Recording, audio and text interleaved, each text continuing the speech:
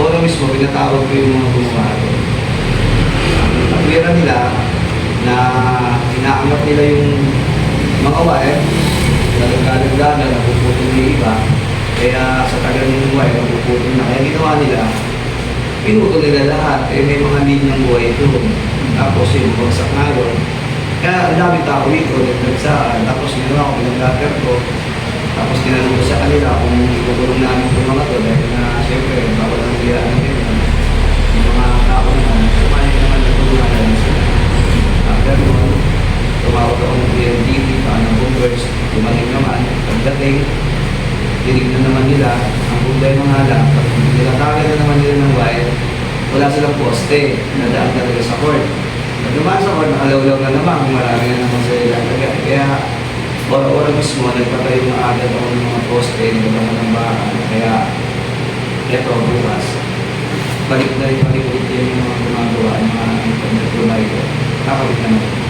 Tapos sa platter ko naman, huwag nyo na pagkasunduan, kung kaya yung magastusin yung mga nagpakabit, eh sasagutin naman yung mga nakabit. Balikan natin, may mga nakapupol. Bakit daw po nila ginagalaw yung mga cable ng internet? Kasi ma'am, hindi pa nga po kami pinanganak basketball court na yun. Yung wire na yun, halos talagang abot mo ng kamay. Talaga naman dito sa lugar namin, yung mineral, abot talaga ng mga ipinikabi sa taong bayan. Kaya syempre, basketball court yun. Ako na rin, na-include yung court yun. Ako na, kaya nung una, binabaha yun, pinataasan ko. Lalo bumaba yung internet, yung wire. Kaya hindi nga naman sila makakalaro na ayos kasi tatama yung ulit mo sa ano.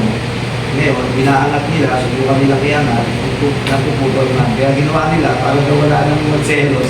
Ituto nila lahat. Kaya bumagsak yung wire. Kaya yun, nabukasan ng umaga, 9 a.m., nagpunta ka natin lahat. Ilan pong wire yung 100 plus po yung wire, kung mga namin 50 plus, pero yung nabigla ko sa akin, nasa 40. Kaya yung patay na linya ron na may hit na rin sa tao. Kaya po tumakangit yung lugar natin, dahil nga po yung mga internet, kapag naggabi, o nag-repair, hindi na natin natanggal yung lupa, kaya nagpapalito ng bago, kaya umatang. Kaya gumawa ko ng ordinansa na kapag nagkakabit sila na internet, dadaan sila ng barangay, ibigay ko sila ng permit kapag may pinagawa sila na wifi sila. natin mga salarin natin? Ilan po ito at ano yung tulong nyo? Ito sila magpipito. Mga hindi naman sila minor na, may-isip na patas na naman sila, mga estudyante naman yung mga nag-aaral.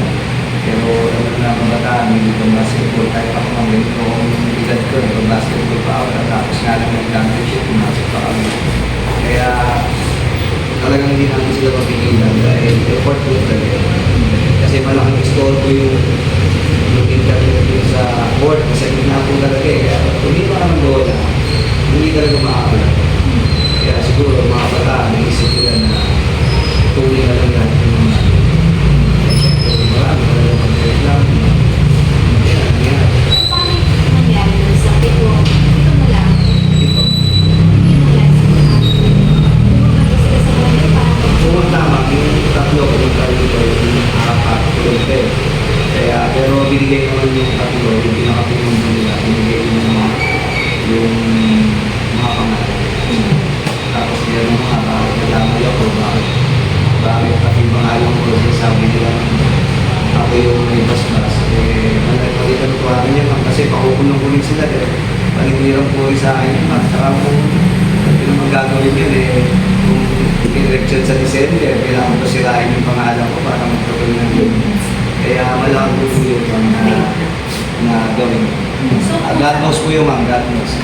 So, yung ginawa po nilang pagpupulo ng internet cable, para lang po makapaglaro sila ng basketball. Yes ma'am, magpapaliga po sila. Piniturahan po nila yung court, yung nakita ko kanina, na maganda na nga yung drawing.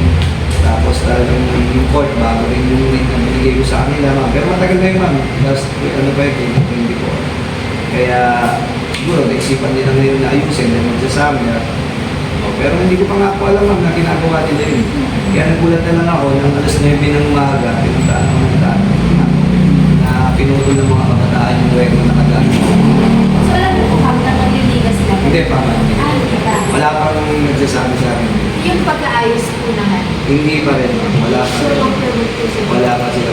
Yung ganun po ba? Kasi may parusulit po. Meron ma'am. Kasi Kasi public space po. Oo, Jesus ng chip, everything siya wala sa mga ganun. Yung mga nagdamay sa pangalan, may nagkasabing paspas na politika na kami, sa politiko na para napan ako ng butas na para kasi magalit sa inyong mga tao. Pero malaking kamalian ko yun. Nandiyan ko yung anak ko, pinadamay ko yan, wala ko akong mas So, sa kapo, bukod dun sa pagpapaayos dun sa mga nakikita natin, patuloy po yung investigation. Yes ma'am, hanggang bukas po yung ma'am, yung pinapupunta ko sa mga exo ko, sa deputy ko, sa inspector, yan, na binabantayan nila yung paggawa. Saka patuloy pa rin yung posting na sinabi nila. Okay. Kasi hindi na may tatayo yung, hindi sila makapaglatag kung walang poste. Hirap sa mga internet provider ma'am. Wala silang sariling poste. Kaya parang dito yung nagbibigay ng poste sa amin.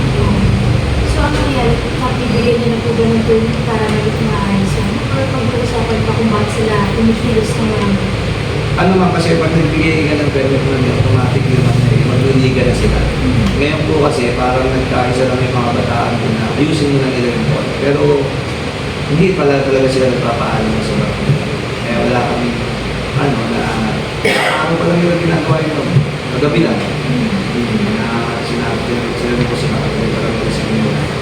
Kaya nung nakapag-inuman yata sila, nagabi, after magpintura, kung ang problema nila yung wire, nahatak nila, hindi nila makakad sa doon.